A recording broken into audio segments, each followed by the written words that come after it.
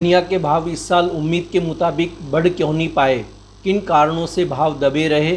जबकि लोग कह रहे थे कि ये जीरे से सस्ता है और अगली बड़ी बढ़त धनिया में आएगी, लेकिन अभी तक धनिया ऐसी उम्मीद पर नहीं पहुंचा और निराशाई हाथ लगी। निकट भविष्य में भी धनिया में खासे रिटर्न की आस नहीं है। आखिर धनिया में ऐसा क्या हुआ कि ये कारोबारियों की उम्मीद के अनुसार दौड़ नहीं पाया? इस सारे मैथ्स को बता रहे हैं मुंबई से कमोडिटी विश्लेषक रुपेश दलाल। रुपेश जी, जीरे के बाद खासे रिटर्न की उम्मीद धनिया से थी, लेकिन अभी तक इस मसाले ने उम्मीदों को साकार नहीं किया है। क्या रहे ऐसे कारण कि धनिया में तेज़ी के हल्ले के बावजूद बढ़त नहीं आई? धनिया की अगर ये साल की बात करें तो सीजन्स की शुरुआत में ऐसा लग रहा था कि लास्ट ईयर मसाला बाज़ार में जीरा का साल रहा था, तो इस टाइम भाव को देखते हुए धनिया का साल रहेगा और आसानी से 100 रुपीज़ का जो बैरियर था, साइकोलॉजिकल बैरियर, वो इस टाइम क्रॉस कर देगा, ऐसा फंडामेंटल्स के हिसाब से लग रहा था। लेकिन जैसे जैसे सीज़न शुरू होते गई, जैसे जैसे अराइवल्स बढ़ती गई और भाव आगे बढ़ते गए, तो ऐसा लग रहा था कि जो 75-80 वाले के 75 की बॉटम नहीं टूटेगा।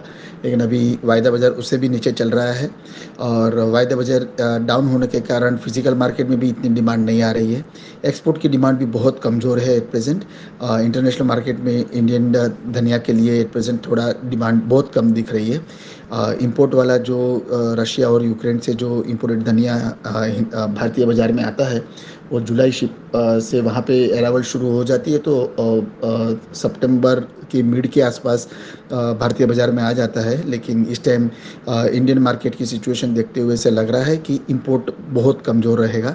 लास्ट टाइम बहुत अच्छा खासा इंपोर्ट हुआ था और वो इंपोर्ट के कारण भारतीय बाज़ार भी में भी अच्छा खासा प्रभाव हुआ था और भाव अच्छे खासे डाउनवर्ड तरफ रहे थे। इस टाइम क्रॉप भी देखें तो नॉर्मल वाला ही क्रॉप था या डाउनवर्ड था, 10 से 15% मिनिमम कम था। लेकिन जो कैरी ओवर स्टॉक था वो मार्केट को थोड़ा बढ़ने में रुकावट पैदा कर रहा है, क्योंकि अभी भी जो अराइवल्स में नई सीज़न को शुरू हुए 4 महीना हो गया, फिर भी अभी भी पुराना वाला जो लास्ट ईयर का जो धनिया है, वो अभी भी मार्केट में आ रहा है। मिक्सिंग वाला माल, नया और पुराना दोनों माल आ रहा है। तो पुराना पुराना वाला धनिया जो लास्ट ईयर का कैरी ओवर स्टॉक है, वो मार्केट में स्पीड ब्रेकर का काम कर रहा है, ऐसा बोल सकते हैं हम। एट प्रेजेंट सबको ऐसा लग रहा था कि 75 बहुत एट्रैक्टिव लेवल है, लेकिन ऐसा लग रहा है कि अभी कि 70 के आसपास आए तो धनिया के भाव में बाइंग कर सकते हैं। 65 रुपीज़ यानी कि पर केजी या 6500 रुपीज़ पर क्विंटल के आसपास स्टॉप लॉस लगा सकते हैं।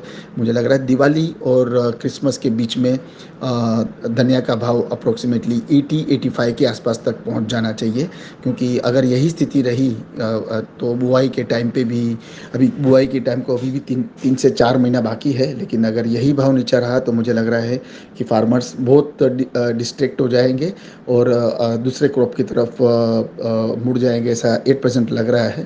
तो ये साल अभी ऐसा लग रहा है कि जो तेजी की राहत देख के बैठे हैं, उनको बहुत बड़ा फटका लग गया है, बहुत बड़ा नुकसान हुआ है। और उनका ये 70 रुपये के भाव में जो स्टॉकिस्ट भी है, उनकी भी बिकवाली नहीं आएगी। तो आगे जाके अराइवल्स का प्रेशर इतना नहीं लग रहा है।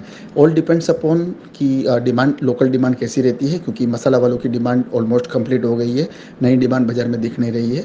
अभी जो भी डिमांड आती है वो एक्सपोर्ट की डिमांड ही रह सकती है और डोमेस्टिक की परचुरन डिमांड डोमेस्टिक की रह सकती है।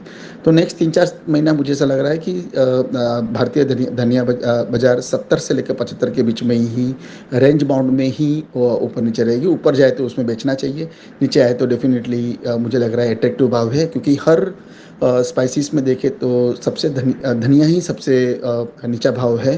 तो डेफिनेटली सबके लिए सबकी नज़र है उसमें, लेकिन सब लोग, सब स्टॉकिस्ट है, ट्रेडर्स है, एक्सपोर्टर्स है, वही सोच रहे हैं कि कौन से भाव में एंट्री करें। तो एंट्री लेवल की मुझे ऐसा लग रहा है कि 7000 के आसपास स्टॉकिस्ट भी धनिया में एंट्री मार देंगे। तो 7000 is the best level two by.